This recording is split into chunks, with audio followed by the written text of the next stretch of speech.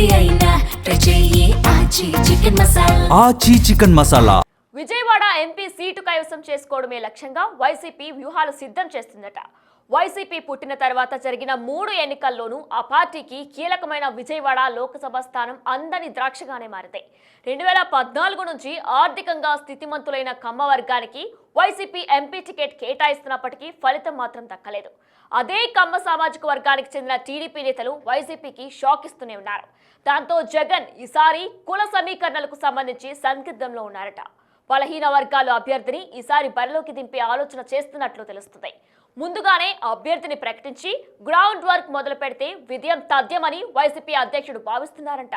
మరి 2029 ఎన్నికల్లో అయినా వైసీపీ అనుకున్న టార్గెట్ రీచ్ అవుతుందా?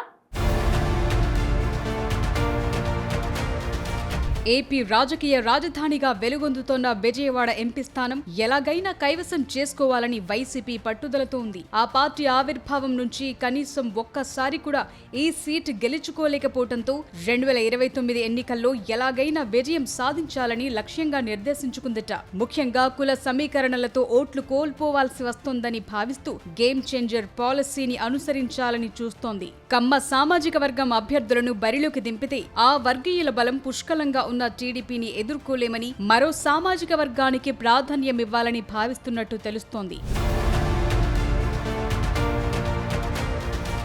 2014 నుంచి 2024 వరకు జరిగిన సార్వత్రిక ఎన్నికల్లో 3 సార్లు ఈ స్థానం అందని ద్రాక్షగానే మారటంతో వైసీపీ వ్యూహం మార్చేందుకు సిద్ధమైందంటున్నారు. 2014 ఎన్నికల్లో కోనేరు రాజేంద్ర ప్రసాద్ అనే పారిశ్రామికవేత్తను బరిలోకి దించిన వైసీపీ ఘోర పరాజయం ఎదుర్కొంది. 2019లో పీవీపీ సంస్థల అధినేత పొట్లూరి వరప్రసాద్ కు ఎంపీ టికెట్ ఇచ్చిన వైసీపీ రెండోసారి కూడా చేతులు కాల్చుకుంది. ఆ 2 సార్లు టీడీపీ నుంచి ఎంపీగా గెలిచిన కేసినేని నాని 2024 ఎన్నికల ముందు వైసీపీలో చేరి ఆ పార్టీ తరపున ఎంపీగా పోటీ చేసి తన సొంత సోదరుడు కేసినేని చిన్ని చేతిలో ఓటమి పాలయ్యారు. అలా 3 సార్లు కమ్మ నేతలతో చేసిన ప్రయోగం విఫలమవటంతో జగన్ వచ్చే ఎన్నికల్లో స్ట్రాటజీ మార్చాలని ఫిక్స్ అయ్యారట.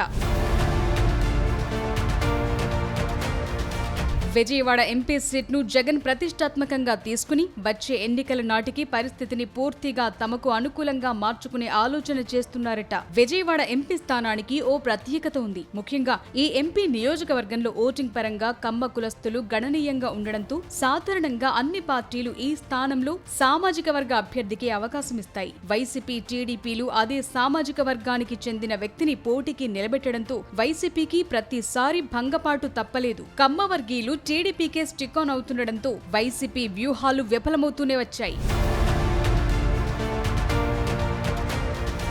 గత 3 ఎన్నికల ఫలితాలతో వైసీపీ తన వ్యూహాలకు మరింత పదును పెడుతుందట. సాధారణ ఎన్నికలకు మరో 3 ఏళ్లు గడువు ఉండగానే ఇప్పటి నుంచే విజయవాడ ఎంపీ సీట్ ఎవరికి కేటాయించాలనే అంశంపై వేట మొదలెట్టిందట.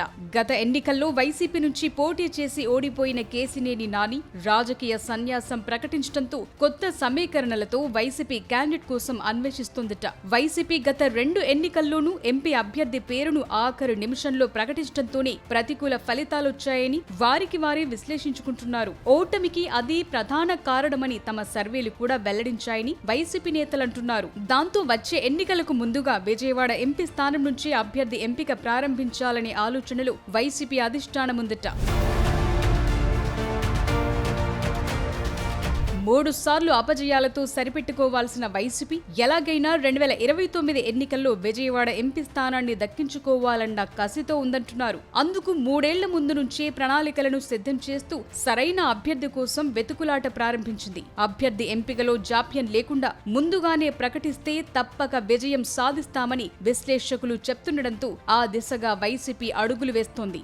ముందస్తు ప్రకటన ద్వారా గ్రామ స్థాయి నుంచి పార్టీ బలోపేతం చేసే అవకాశముంటుందని అభిప్రాయపడుతోంది.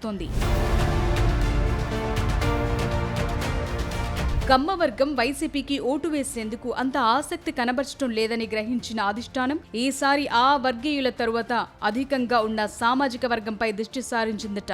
ఆ కుల అభ్యర్థిని పోటీకి దింపి విజయం సాధించే దిశగా ప్రణాళికలు రూపొందిస్తోందట. 2029 ఎన్నికల్లో బీసీ లేదా ఎస్సీ వర్గాలకు అవకాశం ఇవ్వాలన్న ప్రతిపాదన కూడా వైసీపీ అధిష్టానం దృష్టికి వచ్చినట్లు తెలిసింది. ఈ మేరకు జిల్లా నేతలు నివేదికలు కూడా సిద్ధం చేసినట్లు సమాచారం. విజయవాడ వంటి ప్రతిష్టాత్మక సీటులో గెలుపు సాధించడం వైసీపీకి కీలకంగా మారిన నేపథ్యంలో త్వరలోనే అభ్యర్థిపై స్పష్టమైన నిర్ణయమొచ్చే అవకాశాలున్నాయని రాజకీయ విశ్లేషకులు భావిస్తున్నారు. మరి జగన్ లెక్కలు విజయవాడ రాజకీయాల్లో ఎంతవరకు వర్కౌట్ అవుతాయో